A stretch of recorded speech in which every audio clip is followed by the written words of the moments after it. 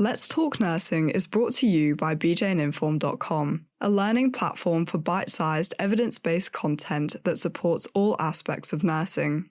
I'm Samina Hashimi, editor of BJ Inform, and in each episode I chat with experts about topics across person-centred care, nurse well-being and career development. Together, we'll explore their experiences and discuss practical tips and insights that you can apply to your nursing practice.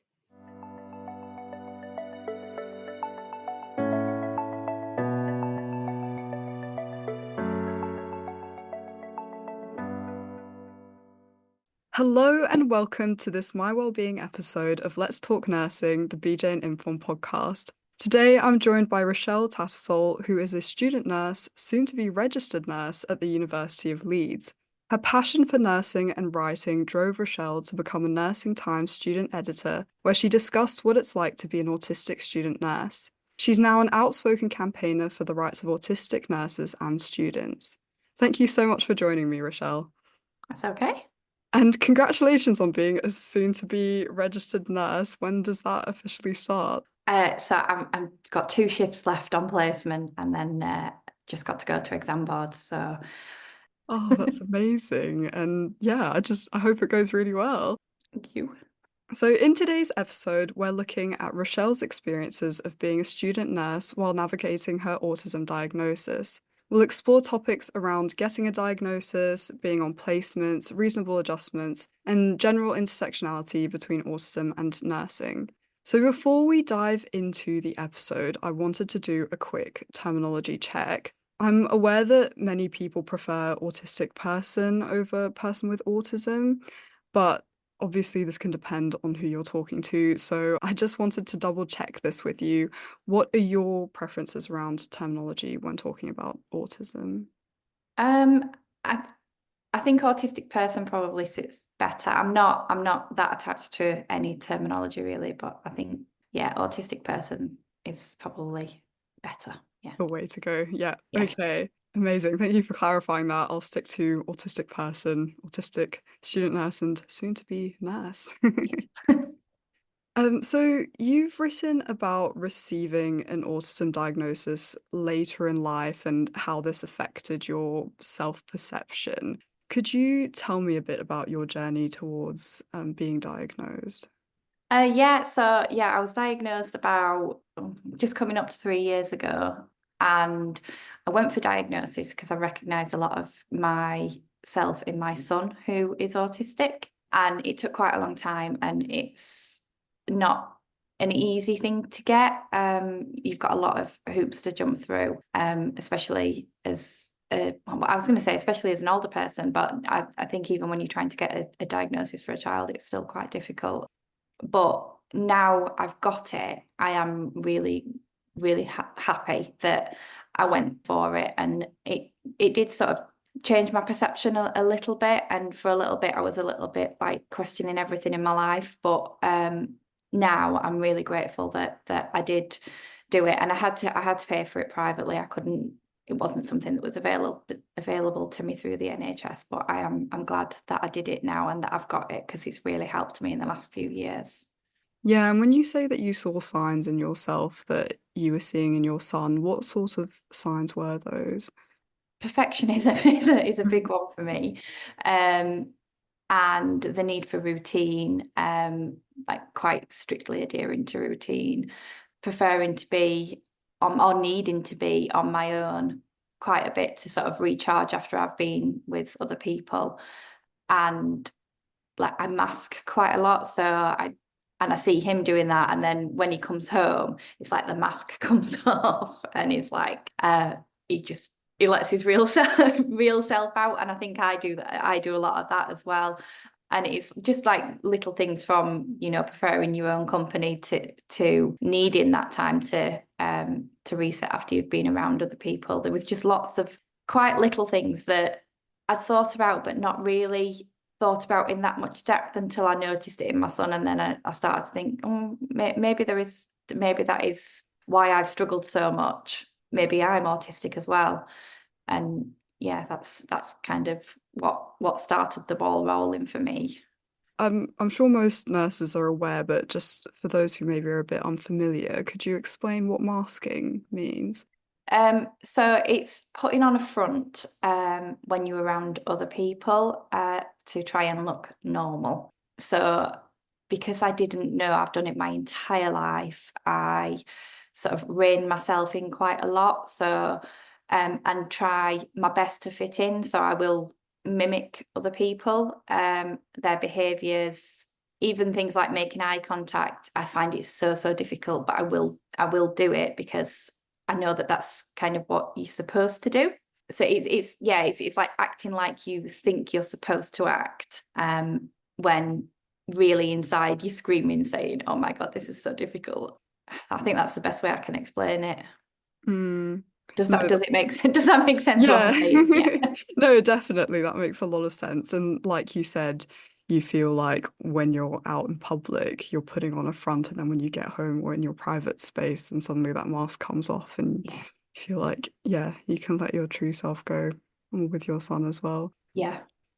And after you received this diagnosis, how did you feel, and how did this affect your life, if at all? At first I felt like my entire life had been a lie. I was quite upset and it makes you reevaluate. I reevaluated so many things about my childhood, like my entire life.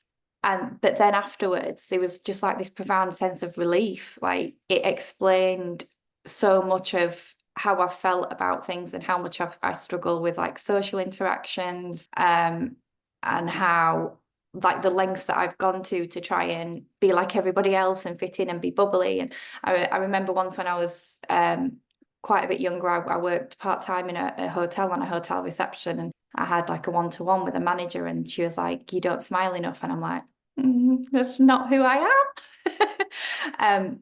And I felt like there was something wrong with me because of that. But genuinely, I'm just not a smiley person. I'm not. And I find it really difficult to fake it. And all that stuff started to make sense. And then, like I say, it was just a relief to be able to say, there's not something wrong with me. I'm just an autistic person, and that's how my brain works, and that's who I am. Yeah, that's it. It was like a process. It was like a letting go of who you think you are, and then just embracing how I actually am. That's probably the Mm. best way I can explain it. Yeah, definitely. It can also almost be a form of validation, Yeah, that's uh, yeah. like all those difficulties you had, and people told you you didn't smile enough, which, by the way, is a bit of an awkward comment I know. anyway. I know. But yeah, then sort of just knowing that there's a reason for that, and being able to, I guess, I don't know, justify might be the wrong word, but kind of explain it to yourself, if anything. Yeah. And before recording this episode, we chatted a bit about, the negative stereotypes around being an autistic person, and especially being an autistic person who's pursuing a career in nursing. Have you personally encountered any stereotyping? And if so, could you tell me a bit about those experiences? Oh yeah. Uh, you get comments like either you don't look like an autistic person. Okay, what does an autistic person look like? Or how are you going to do that? How are you going to be a nurse as an autistic person? Because there's this stereotype that autistic people can't empathize with other people, and empathy and compassion is such a big part of nursing. I think that is probably one of the most dangerous stereotypes around being autistic. But like the you don't look like an autistic person is I get that quite a lot. Oh, I wouldn't know that from looking at you. Okay. Do you want me to have a big sign on my head? A fellow student said I was talking one day about how when I've done like 2 long days on shift, I need a day at home in bed on my own, like not communicating with anybody to recover from that. And it was like, well, how are you going to work on the wards then if that's your response to be able to do that? And I was like, I felt a little bit like that was used against me, but also that they just assumed that I wouldn't be able to do it because I'm autistic.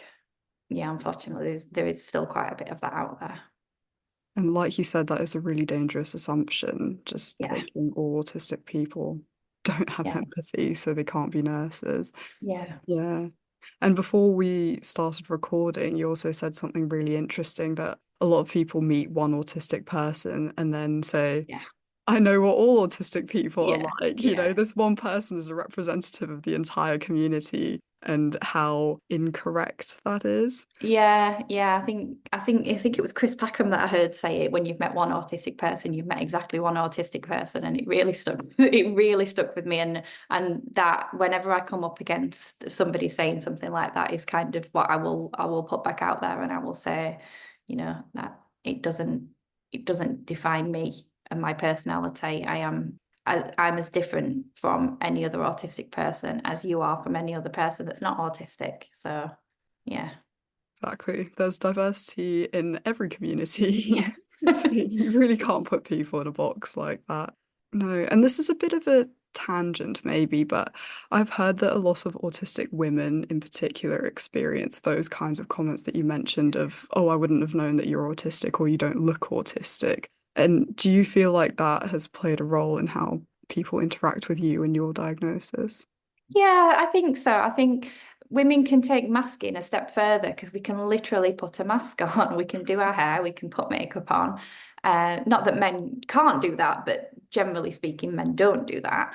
So I don't know. It's like there is a presumption that an autistic person is going to look a certain way. And when we don't look a certain way, because we put makeup on and we do our hair and we dress up and all that sort of thing, then people think that we're not autistic because of what they've seen. And I do think that is more significant for women because appearance tends to be a bigger thing for women. A little bit of a tangent there, but yeah, that I think it goes hand in hand with that. No, that definitely makes sense. There's sort of the character trait masks, and then also, like you said, the physical masks, like you can actually change your appearance. Not that there is one way that an autistic person should look. No, no, but yeah, I think unfortunately when people hear autism, they think of one end of the spectrum that quite often comes hand in hand with other difficulties, learning disabilities and things like that. And they expect you to have got a sign written across your head to saying I'm autistic. But they don't think of the other end of the spectrum where people have jobs and children and families and for all intents and purposes live this normal, whatever normal is, life, and they can't sort of marry the two things up in their heads, if that makes sense. um and again, that comes back down to stereotyping. Definitely. And aside from stereotyping, how has autism affected your time studying nursing at university and being on placements? I think I've been to university before, and I didn't really think that the diagnosis would impact me one way or the other. I think the difference being is going on to placement. New environments I find quite difficult. Whether that's going on to another new placement area or starting a new job, I do find change in new environments quite difficult. So it's definitely impacted that. But having the diagnosis has helped me to be able to approach people in a different way and explain what I need. And I've got sort of a learning plan in place for both in placement and actually in university. And it's helped me understand, like, I get quite frustrated in lectures when people around me are talking and chattering and I can hear them and it's really, really distracting. It's helped me understand that and it's helped me do something about that. And I will generally ping an email off to the lecturer and say, can you tell people to be quiet, please? Because I'm really struggling. So it's impacted me quite positively, I think, in that it's helped me to get the best out of being at university and the best out of my placements and stand up for what I need, because I think previously I wouldn't necessarily have said anything. I wouldn't have stood up and asked for what I need, and it's given me that push to be able to do that. So I think it's been a really positive impact for me. Yeah, and you mentioned there sort of emailing a professor and being like, this is very disruptive to my academic environment. Can we Yeah. change this? Around that, what were some reasonable adjustments that you requested at university? And, were there any reasonable adjustments that you requested on placement as well? Yeah, so in terms of actually being at university, when you have seminars and things like that, I sometimes need to take myself out of the room. It can get quite noisy. There's a lot of group activities. I'm not the biggest fan of organised fun. So I find group activity quite stressful, really. So, like, just saying, I just need 5 minutes out of this, or um, being able to just take a step back from the group activities sometimes, and people being aware of that it's not that I don't want to, that I want to be disruptive, or I don't want to join in, or I think that it's below me, or anything like that. It's just being able to do what I need to do to get through the day, because getting to university I find quite stressful. Generally, I have to use the train and then walk through the city, and so it all kind of piles up a little bit sometimes. So I've been able to have adjustments around just taking some time out is mainly the thing that I ask for. And then on placement, I have a plan in place that is agreed with my academic assessor and my practice assessor and practice supervisors on placement. And it's things like making sure they allow me the time to go in and have a look round before I actually start, because the anticipation of starting and the unknown make that first day quite difficult for me anyway. And asking for, wherever possible, plans to stay as they were planned. It's not always possible, particularly in a hospital. Things change really, really quickly. But generally, if I'm assigned to a certain team, keep me there, because otherwise that kind of sends my entire day into a snowball before we've even started, and I start catastrophizing things. I think they're the main things that I ask for, but I do have like a written plan for when I'm on placement as to what needs to happen. So the meeting beforehand to let people know that I'm autistic, to say what I need from people, to let them know that sometimes I might be a little bit withdrawn. It's not that I'm not interested, it's that I'm overwhelmed, and to be able to take that time out somewhere quiet when I need it. And what have your experiences around requesting reasonable adjustments been like? Has it been really difficult to push this, or have people been really No, helpful? not really. Predominantly, it's been really positive. There's been a couple of occasions where it's maybe not been as positive, but because I have these things written down, when they don't happen, I can then go back to the university, to my practice assessor, to the educational team actually within the trust, and say these things aren't being met. And then I've got, a little bit of backup to either get things sorted, or on one occasion I've moved placements because I found it just wasn't getting changed. But having that backup, having that plan in place and those reasonable adjustments has allowed me to do that. So but generally it's been really, really positive, and everyone's been really nice about it. There's been a lot of understanding. But I think you need to be proactive is the thing there. When I first started and I'd just been diagnosed, I wasn't as proactive as I necessarily should have been, and it led to not a great experience. So I learned from that, and I've been much more proactive since. And like I say, generally speaking, 90% of the time it's worked really well. And you mentioned adjustments not being met and then having to change placements. Could you talk a bit more about what happened there? Yeah, I mean, it started out, it was so it's this most recent placement that I've been on. So it's my management placement. It's a really important one. You've got a lot of stuff to learn. And it was not great from the initial contact with the placement area. That I said, I'm autistic, this is what I need. Can I come in? And my requests were just ignored right from the start, which didn't go down great. So I already went in with this. And then when I actually got there, I was moved around all the time. My practice assessor worked predominant like three weeks of nights out of a month. So I didn't really get to work with one person. I was put here, there, and everywhere, which I found really, really stressful. And then when it came to having to raise a concern, my concerns were brushed off, and that like sort of sets me on this spiral of thinking that like um I don't really know how to explain it. It just sets me on this spiral of thinking like I can't do it, and it makes it really difficult for me to show up and go in. And then I was expected to do things that I felt like I shouldn't have been expected to do, but I'd got nobody that I could raise those concerns to. They weren't giving me the time that I needed. It was quite a stressful environment. It was a really, really busy ward, and it was never the opportunity for me to take any time out anywhere.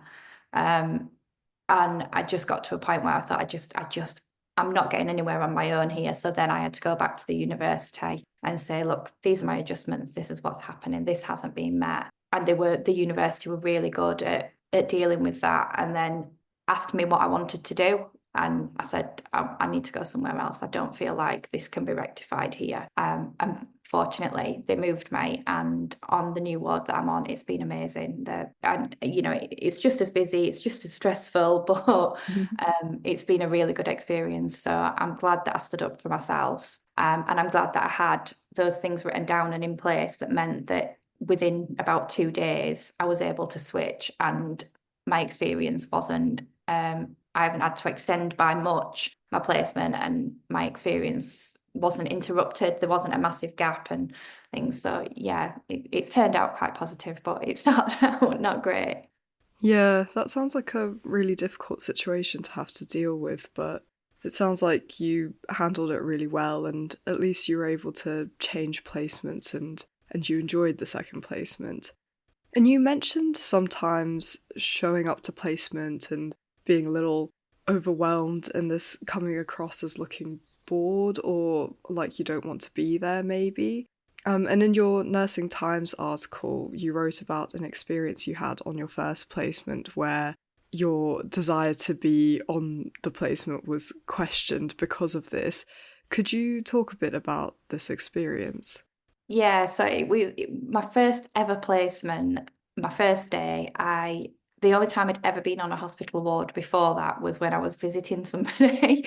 So it was a really overwhelming day for me. And I was working with a healthcare assistant just to get to know the routines of the ward, and do personal cares and things like that. That tends to happen on your first day on any placement, just to get an idea of what's going on. But by sort of midday, I was really, really overwhelmed and kind of just stood back in a corner, like, and obviously looked like a rabbit in the headlights. And the healthcare assistant that I was working with approached me and said, I feel like you don't want to be here. You think that my job's below you, and it's quite intimidating, quite nasty, quite in my face about it. And I was really, really upset. And I had to take myself away and walk off the ward. But it was so soon after I'd been diagnosed. I hadn't told anybody. Like the university had said, it's entirely up to you. You don't have to tell people if you don't want to. It's whatever you're comfortable with. So I hadn't told anybody. I thought I'll be fine. I've lived for 30 odd years not knowing, and never had to say anything. So I'll be fine. But then quite quickly it became apparent that in this new situation, maybe I wouldn't be fine. So I did get my practice assessor, and I explained what had happened, and I said, I'm so sorry, I should have said something. But again, she was really, really good about it. And she's like, no, that's your choice whether you say something or not. Nobody should speak to a student like that at any time, but let alone on your first day of your first placement. So yeah, I learned very quickly that does have an impact, and I probably do need to speak up. So I do tell people when I first start working with them, if I go a little bit quiet and if I'm a little bit withdrawn, I'm probably overwhelmed. Just give me a bit of space. And that generally is what happens now. And the person that I was working with did apologize to me afterwards and said, I'm really sorry, I shouldn't have done that. But they shouldn't have done that whether I was autistic or not. It's just how I came across, obviously. Um, wasn't what was expected of me. But yeah, it was rectified again, but that was quite a stressful situation and quite difficult for me. So I think my learning out of that was to be quite open straight off the bat, because then nobody's got any comeback to you. No, thank you for sharing that. And yeah, again, sounds really difficult, but I'm glad at least there was some kind of resolution at the end. And I guess, I don't know, this might be too positive minded, but at least there were sort of lessons learned, and with future placements, Yeah, hopefully similar things definitely. haven't happened. Yeah. Yeah. Particularly in nursing, it's all about lessons learned and and knowing that sometimes things do go wrong, but what can we learn from that? So it turned what was quite a negative into something that's been quite positive for me for the rest of my journey through university. So yeah. hmm Which is coming to a close soon as well. Yeah.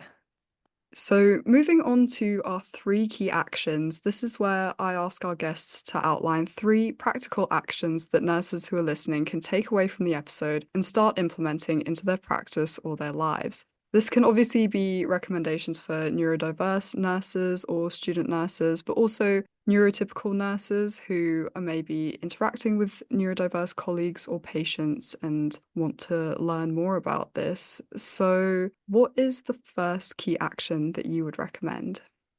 I think what I've said before about having these honest conversations is really, really important to the smooth running of everything, and telling people what your needs are. Just do it. I think just being really open and upfront, and it can feel quite awkward, but I think if everybody knows where they are, and what page you're on before you even start, you've got a really good foundation to start with. And at the end of the day, you're a student and you are there to learn, and having these conversations before you even start puts you in a really good place to be able to get the most out of university and your placements. So yeah, I think that'd be that's my first the first thing I would say to do is have these conversations with people. Definitely. And like you've outlined from your personal experiences, often it's good to just rip off the band-aid, get it out with, and then it will help you in the long term. Yeah. And what is your second recommendation? Yeah, so I think when more for other people is to when if somebody does come up to you and has these honest conversations with you, it's sort of trying to adjust to meet those needs. I think an example of like I said earlier about when you get there and you've moved a team or something like that, don't just throw that at somebody. That happened to me, and I was like, they said, oh, can you move from this team to that team? It was in front of everybody in the middle of handover, and I was like, I was really blindsided by it, and I just kind of put a smile on my face and went, yeah, that's fine. But really inside, I'd got all this stuff going on, and it really stressed me out, and it made my entire morning really difficult. And afterwards, I said to the person that had said it, I said, look, I understand that things change, and the needs of the ward might be different, but if that's going to happen in future, just think about how you're going to do that. Just pull me to one side, explain why you're doing it, and say, and I'm just as simple. I know this is what the plan was. We've had to change the plan because of this. Is that okay with you? Give me 5 minutes to process it. That time to process is really important. And I'll come round and I'll be fine. So it's just thinking about how you approach things. It's not, just bending to the needs of one person. It's more thinking about how you approach that person, because that makes a massive difference to how they receive it and to their entire day then. That makes sense. Definitely, yeah. I think even if you're not an expert on autism or neurodiversity in general, just being considerate of people's different needs and, yeah, having those conversations around that. Yeah. Yeah. And what would be your third key action? I think this is probably for everybody, but it's just look after your mental health. It's really stressful being a student nurse, whether you're on placement or at university. There's a lot to learn. You feel like there's a lot on your shoulders, and if you need that time out, taking it.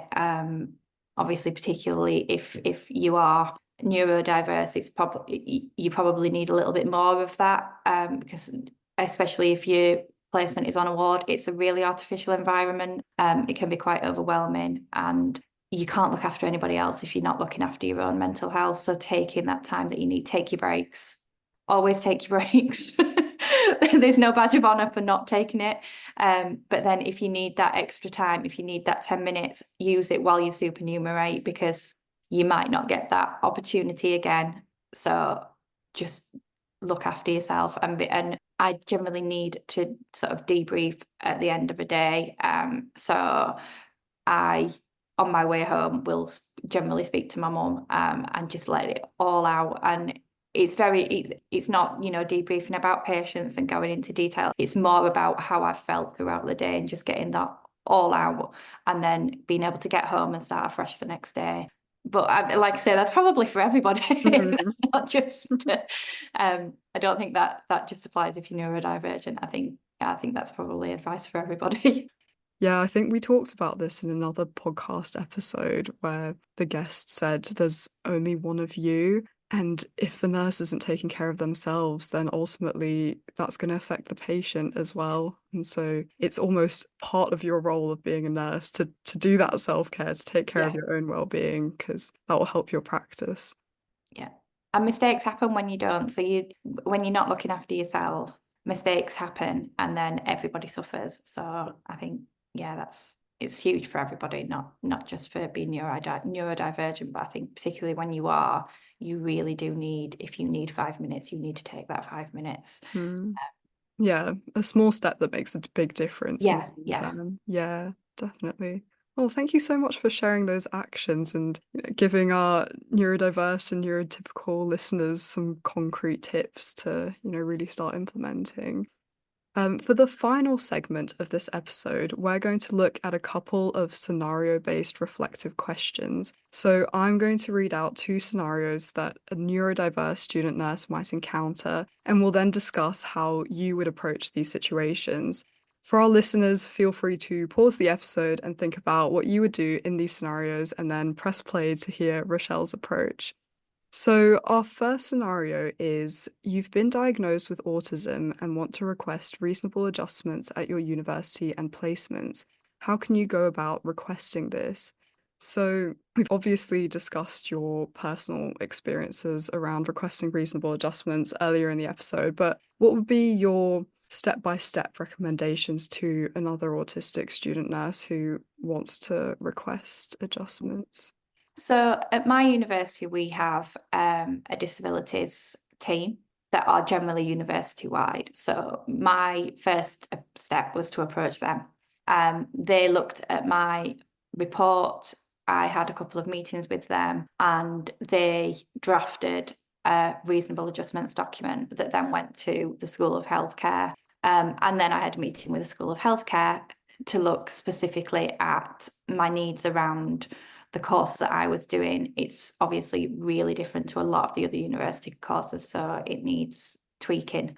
The disabilities team were great, but also the School of Healthcare have been really good as well. And before I even stepped foot on placement, we'd got this document in place. So in writing for what I would need when I was on placement. And then you also get, I get like extra time in exams, which I didn't think I needed, but it turns out it's actually really helpful.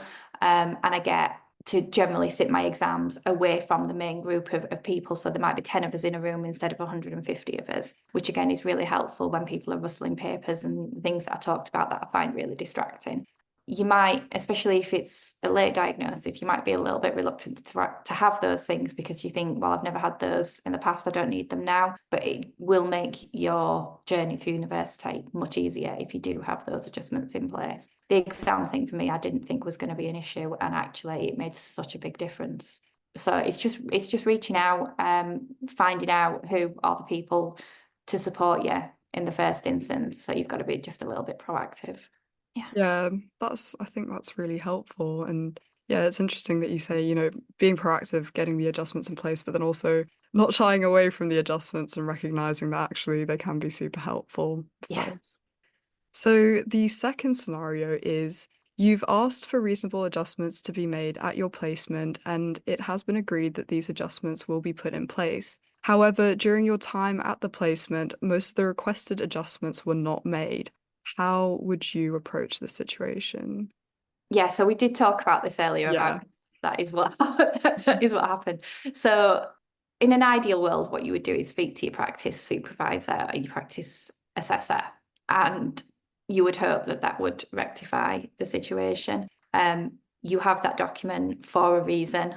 If that, for whatever reason, isn't working, the next step for us, I don't know about different trusts, but within our trust we have practice learning facilitators that are there to support students. So then your next step is to go to the practice learning facilitator and say, I've got these adjustments, these aren't being met. And they would support you in having a meeting with your placement area to find out why they're not being met and what can be done to change that. We also have sort of backup from the university in terms of your academic assessor. Unfortunately for me, none of those things really helped. And in the end, I went to my program lead, who is a lovely lady, and she's really approachable and she knows me quite well. So there's always people that are willing to help. You've got to be proactive and reach out and stand up for yourself. But in the first instance, just have these open conversations with your placement area. And if that then isn't working, there are plenty of other people that you can go to that will help you. But it's being proactive and reaching out to start off with. I think that is probably the most important step. And then not backing down, because it can be quite intimidating. These people have been generally people that you look up to that have been qualified for, a lot longer than you. And you might think, I'm being, I'm overreacting and I should just get my head down and get on with it, because that's what these people are saying to do. But you've got to remember that it's your journey and your learning. So you've got to stand up for yourself. So whoever the person is in your trust that is like our practice learning facilitators, there will always be somebody that is there that works for the trust, that is there to support students. So find out who they are. In fact, everybody should find out who they are the first day they go on placement, because they're really good at supporting you, because they want you to succeed. So find out who that person is, and then they're there when you need them. It's really finding that point of support. Yeah. Yeah, and I think that's super helpful, because I'm sure there's so many students who don't even think about needing that. Yeah, I'd never thought about needing the practice learning facilitator until this most recent placement. Mhm. And then I realised I had no idea who that person was. And although when I spoke to her, she's like, oh, there's a board up on the ward with my details and stuff on it. When I actually got on the ward, they'd covered it with a big trolley so you couldn't see the board. Oh no. So that's why I didn't know who she was. But just ask. Just ask Hmm. your practice assessor, have it as part of your initial interview, who's the practice learning facilitator, or, the person that is there to support students, because there will always be somebody, and find that point of contact. And, perhaps if you are autistic, or have any other learning need, you've got ADHD, anything like that, reach out to that person straight away. As soon as I moved placements, the first thing I did was find out who the practice learning facilitator was for this new placement and reached out to her. As it turned out, the other practice learning facilitator had also got in touch with her and said, just want to make you aware of this student that's coming. And then she came to see me to make sure that everything was okay. And, that's what they're there for. And it's been really helpful. Find that person, yeah. Yeah. And I mean, obviously you don't want anything to go wrong, but it's great to be proactive, find your point of contact so that if something does happen, then you immediately have that line of communication that you can rely on. Yeah. Oh, amazing. Thank you so much. I really hope that gives practical insight for people who might find themselves in similar situations. So that brings this episode to an end. Thank you so much for joining me today, Rochelle. You've been an absolute pleasure to talk to. My pleasure. It's been lovely.